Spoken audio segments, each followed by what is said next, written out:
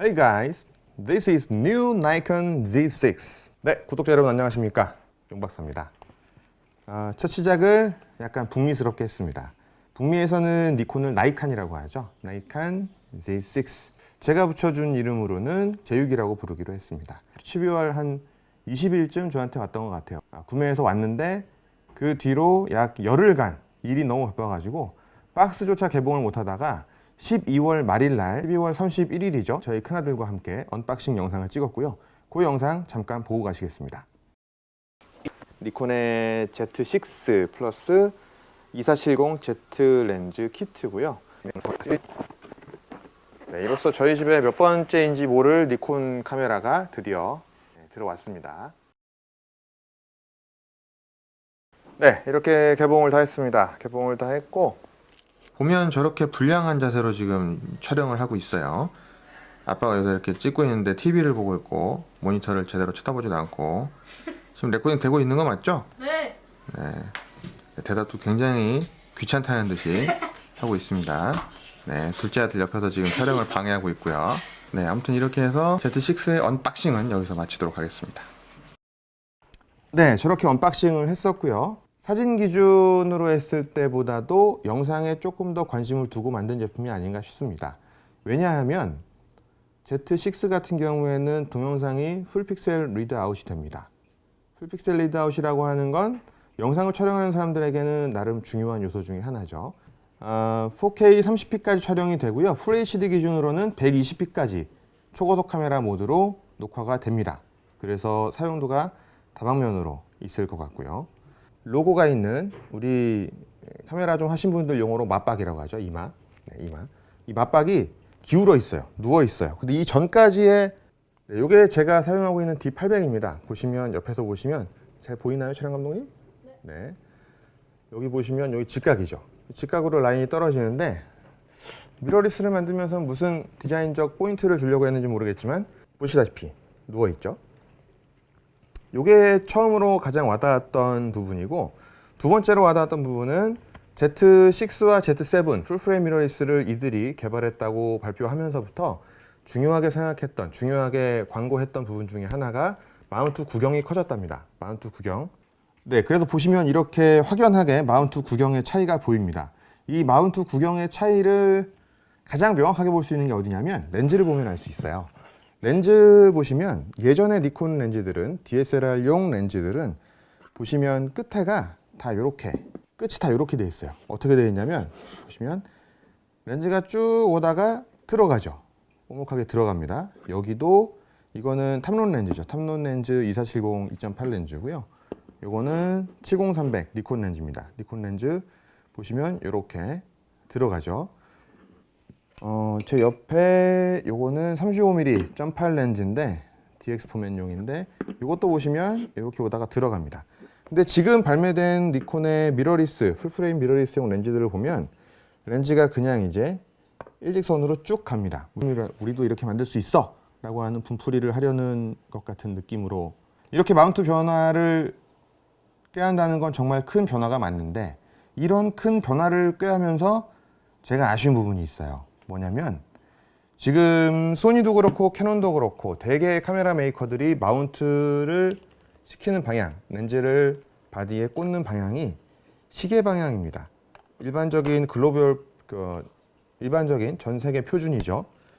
나사 돌리는 방향하고 같죠. 잠그고 풀고. 우리 니콘은 반대였어요. DSLR 시절에도 반대였습니다.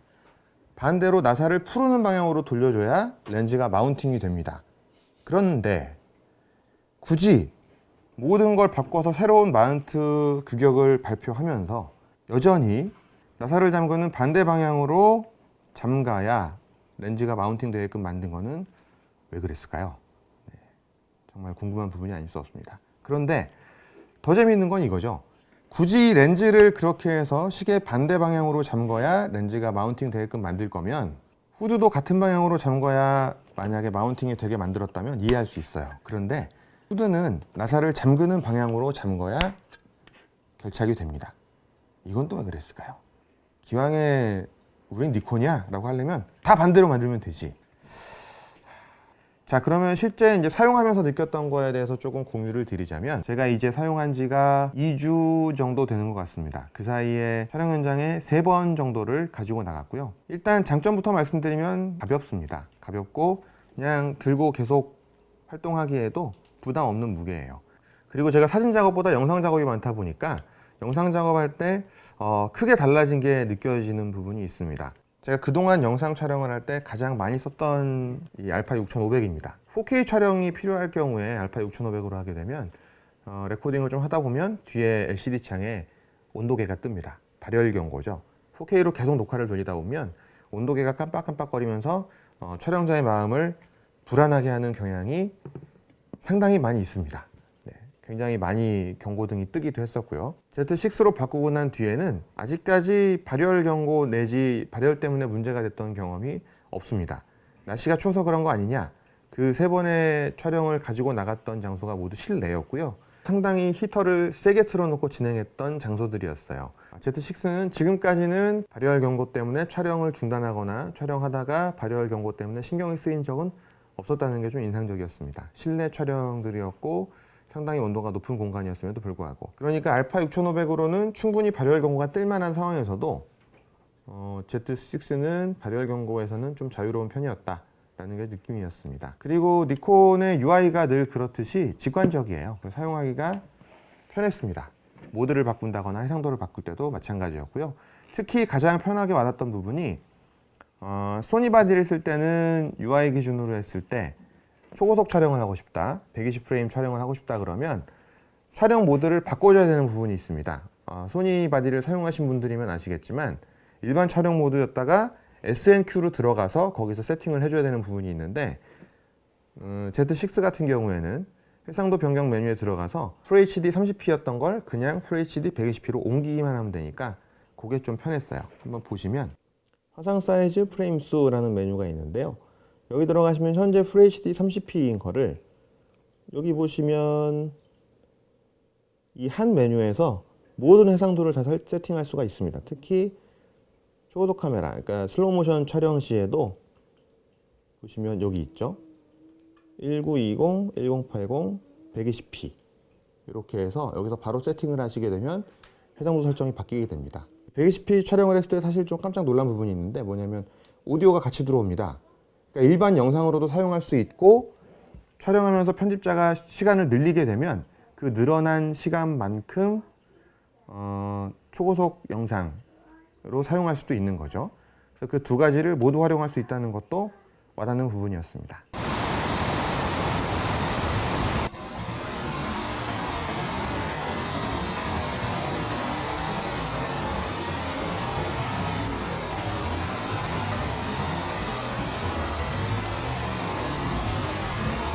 네, 그리고 영상 촬영할 때 느꼈던 또 다른 점을 하나 말씀드리면 바디 내장된 손떨림 방지 기능이 2가지가 있어요. 메뉴를 보시면 자, 감독님 메뉴 당겨주세요. 네, 촬영 감독은 저희 큰아들입니다. 네. 손떨림 보정이 2가지가 있습니다. 손떨림 보정이 있고 전자식 손떨림 보정이 있죠.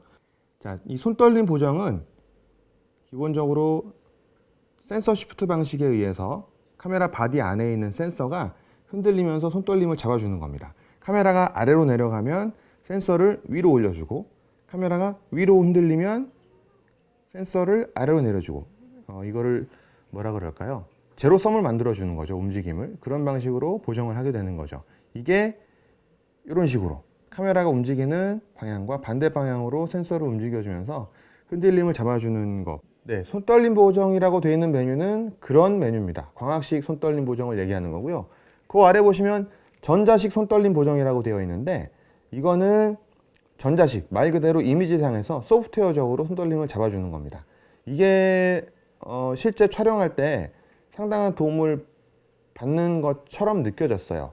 왜 받는 것처럼 느껴졌냐고 하면 제가 지난주에 촬영일이 하나 있어가지고 촬영을 할 때 어떻게 했냐면 이 카메라에 그립을 하나 장착해서 이렇게 찍었는데 촬영할 때 보니까 거의 손떨림이 없습니다. LCD로 봤을 때.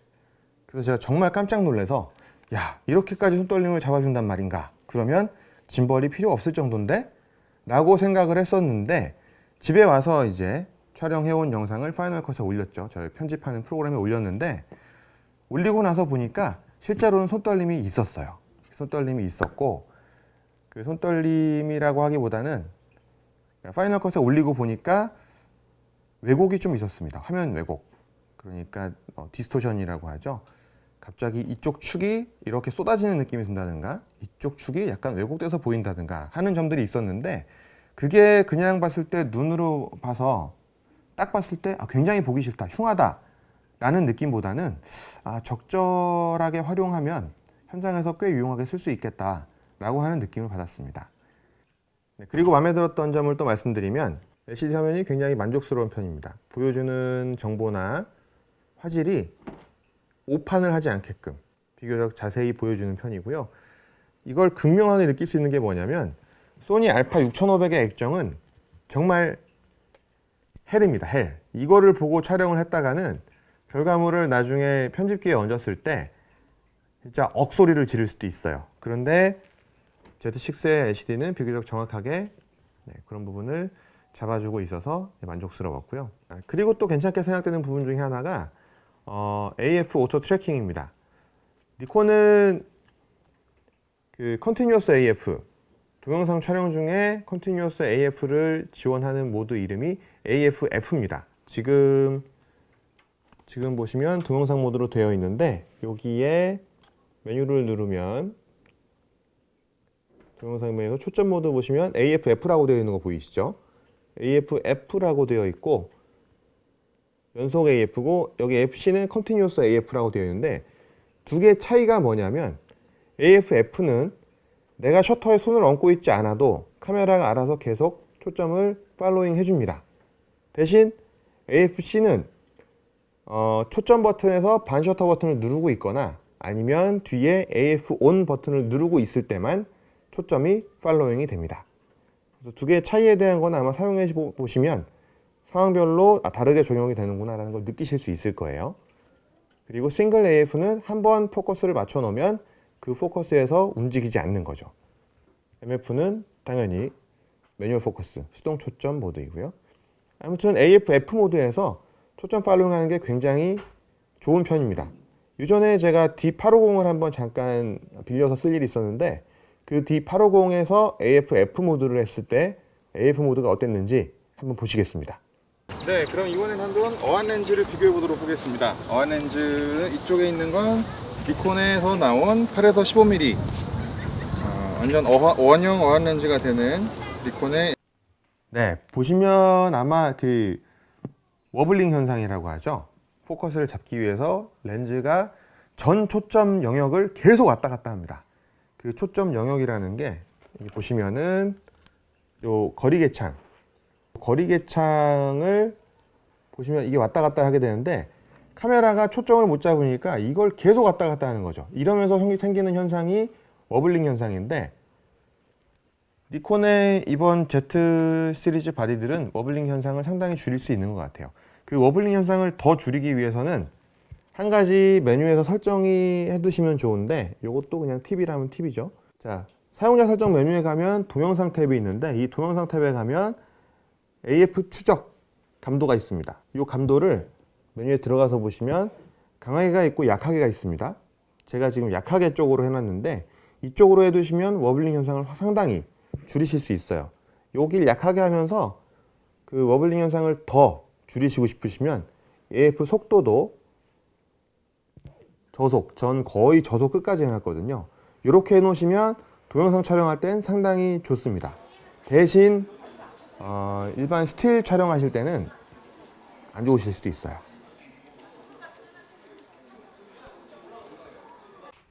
2주 동안 사용하면서 다 좋은 점만 있었느냐? 절대 아니죠. 그럴 일은 없습니다. 분명히 불만족스러운 점들도 있었고요. 그 불만족스러운 점 중에 대표적인 사례가 이겁니다. 렌즈 수납. 렌즈를 이제 카메라를 다 사용하고 난 다음에 보관할 때 렌즈를 수납을 하게 돼요. 무슨 얘기냐? 보시면 렌즈가 이렇게 처음 작동할 때 이렇게 돼 있으면 여기 여기 LCD 창에 안내 나오는 거 보이시죠? 이 상태에서는 촬영이 안 됩니다. 렌즈를 좀 돌려서 이렇게 코를 빼줘야 이 상태부터가 촬영이 가능한 상태로 바뀌는 건데요. 전체적인 렌즈 사이즈를 줄이기 위해서 요 몇 센치이긴 하지만 요거라도 줄이기 위해서 어떤 엔지니어링적인 노력을 한 거는 충분히 이해를 하지만 사용하는 사람 입장에서는 조금 불편한 건 사실입니다. 이건 그래도 그렇게 큰 불편이 아닐 수도 있습니다. 제가 약간 황당했던 경험이 하나 있는데 여기 보시면은 현재 ISO 오토라고 켜져 있는 게 보이실 거예요. 보이시나요? 잘 잡히십니까? ISO 오토? 네, ISO 오토라고 되어 있는 게 보이는데 지금 모드 다이얼이 어떻게 되어 있냐면 A 모드에 되어 있습니다. A 모드는 조리개 우선이라는 얘기죠. 조리개 우선 모드인데 ISO가 오토입니다. 이게 왜 이러지? 라고 해서 제가 수동으로 설정할 수 없나 해서 알아봤는데 안 됩니다. 수동으로 설정할 수 없습니다. M 모드를 제외한 여기 보시면 M 모드를 제외한 나머지 모드에서는 감도를 수동으로 설정할 수가 없어요. 즉 무슨 말이냐면 A 모드, 조리개 우선 모드에서는 카메라가 셔터 값과 ISO를 임의로 조작한다는 얘기입니다. 예전에는 ISO를 설정해 두면 제 상식에는 ISO, 감도를 설정해 두면 셔터 스피드만을 가지고 노출 값을 카메라가 세팅하는 게 맞는 거 아니냐라는 생각을 했었는데 아무튼 그건 좀 불만이에요. 이게 상식적으로 봤을 때 제가 사용하고 있는 알파 6500도 그렇고 심지어는 니콘에서 예전에 만들었던 이 D800 같은 경우에도 A 모드에서 셔터 스피드만 가지고 노출을 카메라가 조정을 하게 되는데 이 아이는 어째서 그렇게 만들었을까? 어째서 감도를 자기 멋대로 바꿀 수 있게 세팅을 했을까? 의문입니다. 그리고 또 다른 단점 중에 하나가 배터리를 얘기하지 않을 수가 없습니다. 제가 쓰고 있던 D800이나 지금 나온 Z6 7이나 같은 배터리를 씁니다. EN2L15, EN-2L15 배터리를 쓰는데 이 배터리가 요거는 EN-2L15고요. 15A가 있고 B가 있는데 요게 이번에 Z 시리즈가 출시하면서 같이 선보인 EN-2L15B 배터리입니다. 요 배터리를 카메라 바디에 꽂으면 보조 배터리 등을 사용했을 때 여기 보시면 USB-C 타입 케이블을 꽂을 수 있게 돼 있거든요. 여기 보시면 여기입니다. 여기. 맨 위칸 여기가 USB-C 타입 케이블을 꽂을 수 있게 되어 있는 건데 여기를 통해서 촬영 중간중간 이동할 때나 이렇게 전원을 꺼뒀을 때 보조 배터리를 여기다 꽂으면 이 EN-2L15B 배터리가 충전이 됩니다. 그나마 촬영 중에는 보조 배터리나 이런 걸 통해서 사용할 수 없게 해뒀지만 촬영 중간중간 전원을 꺼뒀을 때 충전이라도 되게 해준 거는 다행한 일입니다. 왜냐하면 배터리를 상당히 많이 먹어요. 뷰파인더도 기본적으로 LCD로 이루어져 있고 밑에 LCD도 LCD로 이루어져 있고 그러니까 촬영 대기 중에도 항상 전원을 소모하고 있습니다. 전력을 소모하고 있기 때문에 배터리 소모량이 많은 편이고요. 예전에 D800 기준으로 하루에 배터리 하나 정도면 충분했다. 그래서 여벌까지 포함해서 한 2개 정도 배터리 챙겨가셨다면 Z6에서는 못해도 3, 4개 정도는 챙겨가셔야 조금 마음 놓고 촬영하실 수 있지 않을까 싶습니다. 참고로 저는 대륙산 짝퉁 배터리를 포함해서 총 7개를 쓰고 있습니다. 네. 그리고 이 모든 불만족? 마음에 안 드는 거? 하여튼 뭐 그런 걸 다 종합했을 때도 킹 오브 킹은 가장 베스트 오브 베스트는 이겁니다. 메모리 카드. 이게 XQD 메모리 카드를 쓰는데요.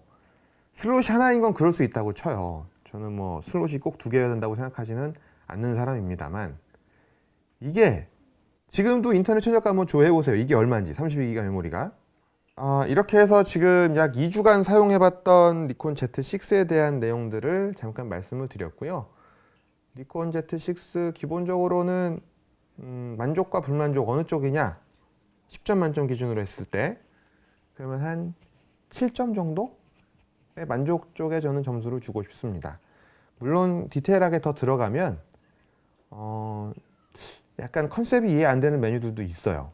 예를 들면 하이라이트 피킹이라고 하는 거, 이게 하이라이트 날아간 부분을 보여준다는 얘기인지 아니면 수동 초점 모드에서 초점 보조를 하기 위한 피킹 기능을, 포커스 피킹을 지원한다는 얘기인지 구분이 애매모호합니다. 근데 제가 몇 번 테스트를 해봤더니 초점 쪽이 맞는 것 같아요. 하이라이트 영역을 표시해 주는 건 아닌 것 같고 초점 쪽이 맞는 것 같아요. 그러자고 한다면 여기에 들어가야 될 것들이 추가로 생기는 거죠.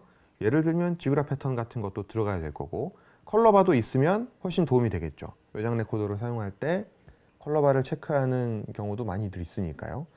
그런 자잘한 것들은 사실 좀 부족합니다. 그럼에도 불구하고 7점이라는 비교적 긍정적인 점수를 주는 건 처음 내놓은 제품치고는 뭐 괜찮게 내놓은 것 같다. 이 전에 니콘이 미러리스를 만들었었죠. 풀프레임 미러리스가 니콘이 보인 첫 미러리스가 아닙니다. 첫 번째 미러리스는 니콘 1이라는 모델이 있었죠. 우리 산다라박과 21. 지금은 더 이상 생산을 안 하는 걸로 알고 있는데, 그 니콘 1 시리즈를 만들 때 막 다 아끼는 거죠. 막 우리 예를 들면 족발집인데, 족발집에서 메뉴를 정말 35,000원짜리 메뉴를 잘 팔고 있었는데 옆집에 10,000원짜리 메뉴가 생긴 거예요. 아, 이거 10,000원짜리 메뉴에 대응은 해야 되고 35,000원짜리 계속 팔고는 싶고, 대응은 하되 싸게 하자라고 해서 만든 티가 너무 나는 거죠. 그러니까 부위도 별로 좋지 않은 거 쓰고, 거기에 뭐 특별히 우리 흔히 말하는 밑반찬 같은 경우도 몇 개 안 주고, 이런 식으로 엄청 짜고 짜서 아주 아끼면서 만들었던 게 니콘 1이라고 치면, 니콘 Z 시리즈는 풀프레임 미러리스로 만들면서 야, 이거 아니면 정말 큰 위기가 오겠구나 라고 하는 걸 좀 느꼈나 보다 라고 하는 게 보이는 제품인 것 같아요. 그래서 제 종합 평점은 7점입니다. 아직까지는. 앞으로도 계속 Z 시리즈를 이제 써보면서 느끼는 점들이 있을 겁니다. 왜냐하면 제가 돈 주고 산 거기 때문에. 최소한 제가 돈 주고 사는 제품들은 몇 년 내에는 방출을 잘 안 하는 경향이 있어서, 그러니까 지금까지도 이 D800도 쓰고 있는 거죠. 뭐 알파 6500도 마찬가지겠지만 계속 써보면서 추적 관찰을 해볼 예정입니다. 참고로 지금 저를 찍고 있는 카메라가 소니의 FDR-AX700이라는 캠코더입니다. 4K 캠코더인데 작년이죠. 12월 10일쯤 제가 구매한 카메라고요. 이제 한 달 조금 넘게 써봤는데 저 캠코더에 대한 리뷰도 조만간 한번 짤막하게 코멘트를 해볼 예정입니다. 오늘 시청해주셔서 감사하고요. 오늘 내용은 여기까지입니다. 감사합니다. 이거 좀 이상하지 않았냐? 이상하지? 네, 오늘 시청해주셔서 감사하고요. 오늘 내용은 여기까지입니다. 감사합니다.